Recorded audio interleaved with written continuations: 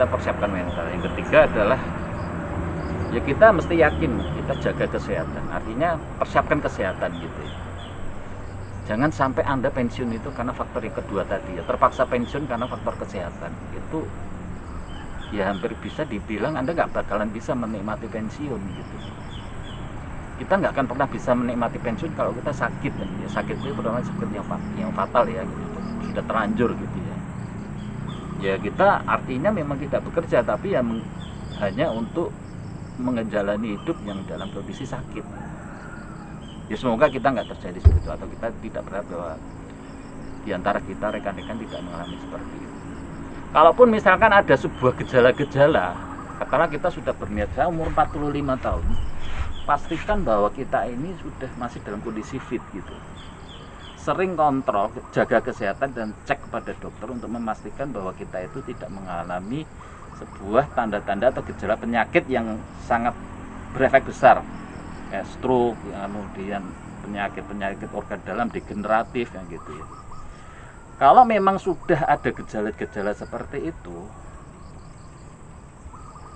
ya berarti Anda ya misalkan dari hasil pemeriksaan dokter, kemudian dari hasil segala macam ya, memastikan bahwa Anda ini kalau kemudian tetap nekat bekerja akan menjadikan Anda berakibat beresiko sakit fatal. Mendingan Anda percepat program itu. Fokus setahun itu untuk recovery, untuk memperbaiki segala kemungkinan ya. Misalkan kalau ada yang namanya gejala sakit jantung ya Anda harus segera cek kontrol terus dan berubah pola hidup. Entah yang kemudian darah tinggi yang mendekati, apalagi kalau sudah stroke ya, stroke ringan saja itu sudah sebaiknya Anda berpikir lebih baik, lebih cepat, lebih baik.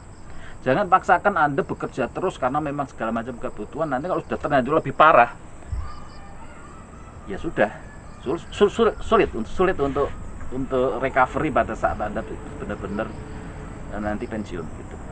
Pensiun karena faktor sakit tadi.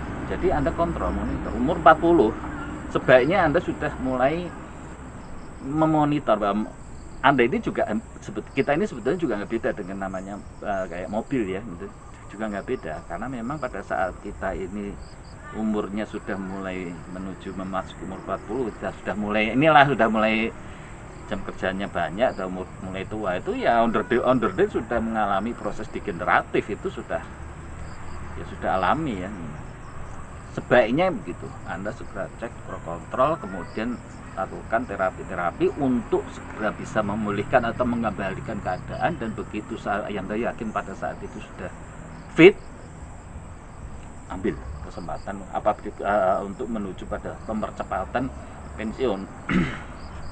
Karena jangan berpikir bahwa pada saat memang itu ada penyakit-penyakit yang degeneratif ya, setelah mengalami terapi kemudian mengalami perbaikan, berarti saya siap kerja lagi.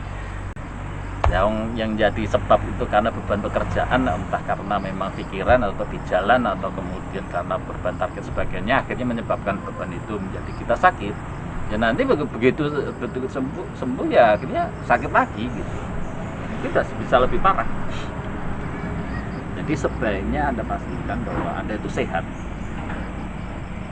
Kadang-kadang punya godaan juga, masa sehat kayak gini, sayangan gitu. Ya memang, ya itu pilihan sih, memang pilihan masing-masing kita. Tapi kalau saya pribadi ya, memang pada saat kondisi seperti itu berpikir mendingan jangan sampai terlanjur gitu. Karena kalau sudah terlanjur itu ya nyesel juga gitu, bakalan nyesel. Sesuatu yang di saat eranya kita itu adalah eranya untuk istirahat dan hidup lebih nyaman, lebih tenang, kok membawa beban yang seperti itu gitu loh, penyakitnya itu sudah nggak akan bakalan kita menikmati lagi. Jadi kesehatan itu adalah sesuatu yang perlu dipantau dan kemudian dipersiapkan gitu, bahwa Anda pada saat memasuki itu adalah bukan karena Anda pensiun karena sudah tidak sehat lagi, tapi Anda pensiun itu dalam kondisi harus sehat gitu, untuk bisa menikmati masa pensiun. Masa pensiun itu masa yang paling indah, anggap aja kayak gitu, masa yang paling indah, dan itu harus Anda nikmati dalam kondisi yang sehat. Kemudian setelah tadi adalah aset, persiapkan mental, persiapkan kesehatan. Ya kalau sudah waktu katakanlah 5 tahun menjelang pensiun, ya Anda nabung uang cash itu juga Anda perlukan bahwa pada saat itu kita harus memiliki uang untuk bekal pada saat kita berubah atau pindah. Misalkan kita berniat pindah, kalau saya ke desa ya, kalau pindah untuk bagi menjadi orang pensiun ya minimal tetap ada tabungan lah gitu ya, tabungan barangkali mungkin untuk kita hidup di desa paling tidak setahun 2 tahun itu bisa hidup dengan itu lah, dengan tabungan yang cashnya itu tanpa ngutik-ngutik aset yang kita punya dulu kan gitu. Jadi anggap saja 100 juta itu cukup untuk hidup di desa ya gitu. Bahkan sebetulnya kurang pun juga bisa, tapi kita anggap saja yang moderat itu 100 juta untuk hidup 2 tahun. Ya sebetulnya tergantung orangnya juga sih. Sebetulnya kalau hidup di desa itu ya 50 juta itu untuk hidup 2 tahun. Kalau misalkan kita hanya berdua ya hidup, sudah kita dengan istri itu berdua, 50 juta itu cukup untuk hidup ya. Artinya tanpa ada pemasukan sama sekali pun itu bisa. Tapi anggap saja antara 50 sampai 100 juta Anda punya. Jadi uang cash ya gitu. Uang cash. Dan itu juga anggap saja Anda persiapkan sebagai dana khusus tabungan untuk pensiun. Jadi selama 5 tahun itu Anda sudah melakukan program nabung gitu ya. Mungkin dalam bentuk emas batangan masih juga cukup relevan ya 5 tahun gitu ya. Entah uang ya berupa tabungan atau deposito. Kemudian apa yang Anda kalau takut nanti keambil gitu ya, dalam bentuk emas batangan yang tidak akan diudik setiap pengeluaran. Jadi dari setiap pengeluaran ini memang khusus dana untuk nabung buat pensiun 5 tahun gitu. Ya anggap saja kalau misalkan 50 juta setahunnya itu dalam setahun itu berarti 10 juta lah Anda harus sisihkan ya.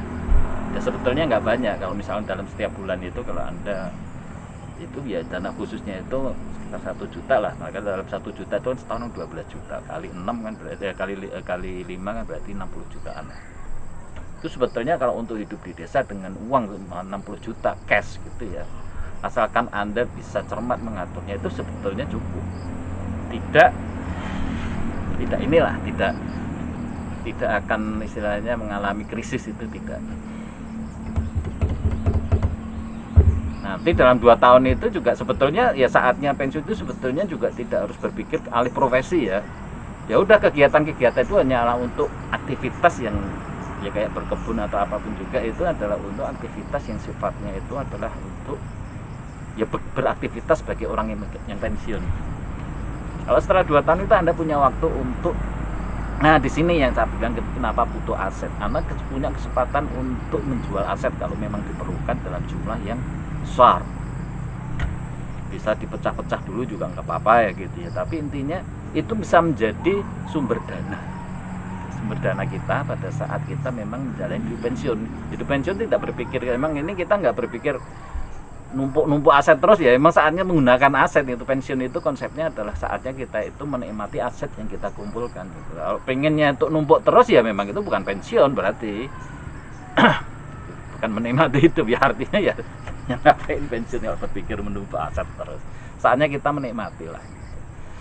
Jadi yang kita tadi punya tanah yang kita beli, yang kita 20 tahun yang lalu atau 10 tahun yang lalu, sekarang itu sudah nilainya berlipat-lipat gitu. Yang tadi yang saya bilang tanah yang saya beli itu sekitar waktu tahun 2000 itu 10 juta, itu 1 hektar itu lebih, 1/4 hektar malah itu 10 juta. Ya tentunya sekarang yang nilainya nggak beda lah gitu. Saya sendiri juga heran waktu itu kenapa harganya cuma segitu ya. Saya juga jadi untung waktu itu saya beli kan gitu, saya sempat beli kayak gitu. Malah yang 3.500 ini 3,5 juta juga. Kalau yang di pinggir jalan itu memang agak sedikit lebih tinggi, tapi karena memang dari mertua ya istilahnya ya murah gitu. Sekarang ya harganya ya sudah lain ya. Kalau dari pinggir jalan kayak gini itu sudah lain.